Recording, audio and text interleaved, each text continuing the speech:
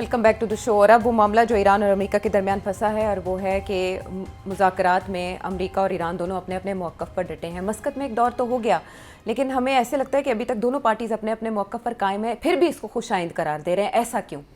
دیکھیے آج کہہ رہے ہیں کہ جی مذاکرات چل رہے ہیں, جی کل کہہ رہے تھے کہ ختم ہو گئے, ہمیں کوئی کنسیشن ہی نہیں مل رہی اور ہم تیاری میں یہ کانسٹنٹ چلے گا ایسے ہی. 3 میجر ایشوز ہیں جس کے اوپر ایران ایک کے اوپر کمپرومائز کرنے کے لیے تھوڑا سا تیار ہے, باقی 2 کے اوپر بالکل نہیں تیار. امریکہ انسسٹ کر رہا ہے اور تینوں کے اوپر کرنے کے لیے, تو اس کا مطلب ہے سیٹلمنٹ کہیں نہ کہیں تو ہوگی نا. تو منیمم پہ ہی ہوگی نا, میکسیمم پہ تو نہیں ہو سکتی. میزائل پروگرام کی طرف ایران کہتا ہے کہ جی نیوکلیئر کے اوپر بات کر لیں, اور وہ بیسکلی کہہ رہا ہے ہم ایٹم بم بنانے میں انٹرسٹڈ نہیں ہیں, مگر آپ اگر ہمارے سے یورینیم لیتے ہیں تو ہم وہ بھی دینے کے لیے تیار. کل کو یہ ہو سکتا ہے کہ وہ تھوڑا بہت تیار بھی ہو جائیں کہ ہم سارا نہیں دیتے, یا کچھ آپ کو مت لیں ہم سے مگر آپ سیف گارڈز لے لیں, انسپیکشنز کر لیں, تو کوئی نہ کوئی سیٹلمنٹ وہاں ہو سکتی ہے. میسائلز کے اوپر وہ نہیں کریں گے, وہی تو ایک ڈیفینس رہ گئی جی.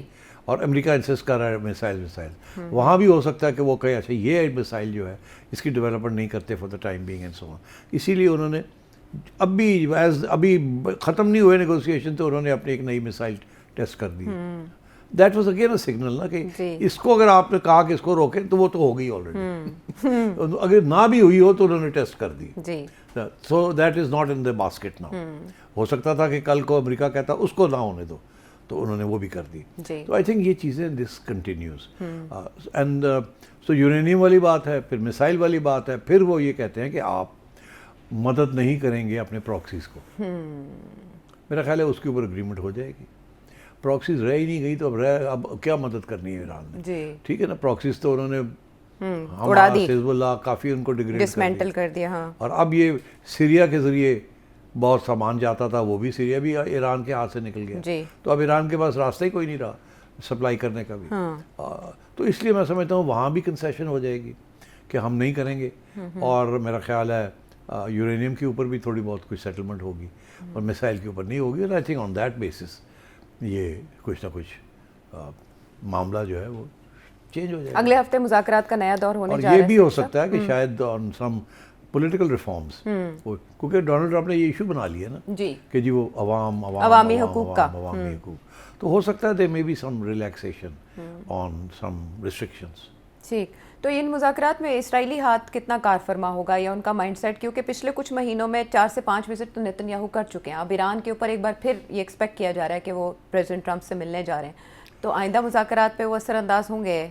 ہاں, مگر آئی تھنک اسرائیل جو چاہ رہا تھا وہ تو ہو گیا نا, ان کو مل گیا ہے. ان کی آخری کوشش پہلے تو یہ تھا نا کہ سارے جو پراکسیز ان کو ختم کیا جائے, انہوں نے کر لیا. پھر اب غازہ کا ایشو بنا ہوا ہے, وہ بھی ڈونلڈ ٹرمپ نے راستے نکال دیے ان کے لیے. ٹھیک, اب رہ گیا کیا, ایران رہ گیا.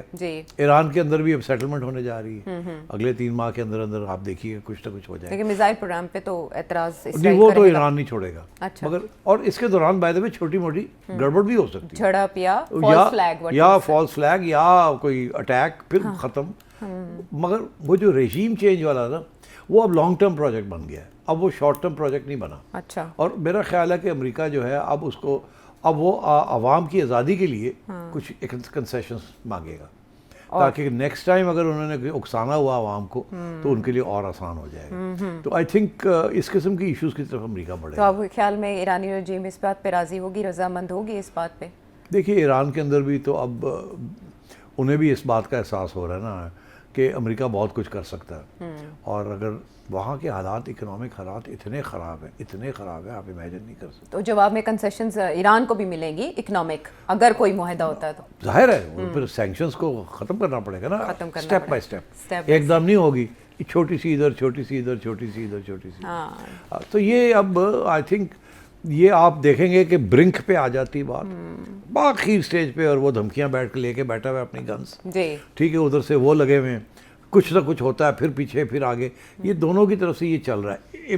امریکہ یہ بات کو سمجھتا ہے, اسرائیل بھی سمجھتا ہے کہ فل فلیشڈ اٹیک آن ایران وہ امریکہ کے انٹرسٹ میں نہیں ہے, بیکاز ایران جو کرے گا اس کے بعد نقصان ہو جائے گا ان کو. اور ایران میں یہ بوٹس آن گراؤنڈ تو کر نہیں سکتا, نہیں کر سکتا. تو اس لیے جب وہاں بوٹس آن گراؤنڈ نہیں کر سکتا تو نیوکلیئر پروگرام آلریڈی انہوں نے ایک قسم کا ڈیمیج کر دیا ہے, تو اب رہ کیا گیا, رجیم چینج کرنے کی کوشش کی وہ نہیں ہوئی ان سے. جی تو اب یہ امریکہ سوچے گا آگے کا کہ آگے آپ نے کہ ان کو کیسے قابو میں رکھنا ہے, اور اگر رجیم چینج کرنی ہے تو یہ آج کا ایجنڈا اب اگلے 6 ماہ کا ایجنڈا بنا لیتے ہیں, یا 1 سال کا ایجنڈا یہ بنا پلاننگ ہو سکتی اور ادھر یہی ہوگا کہ ہم نے سروائیو کرنا ہے, سینکشنز ریڈیوس کرنے ہیں, کیا کنسیشنز دینے ہیں, کس طریقے سے دینے ہیں.